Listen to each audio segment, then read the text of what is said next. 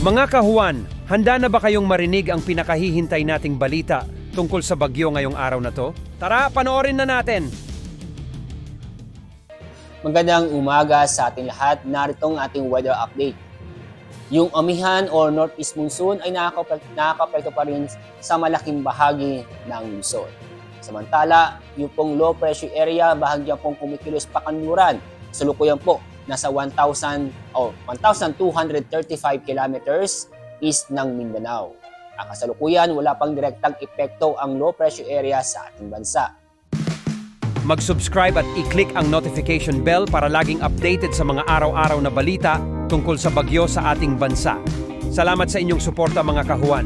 Enjoy the good weather. Abangan ang aming next bagyo update video.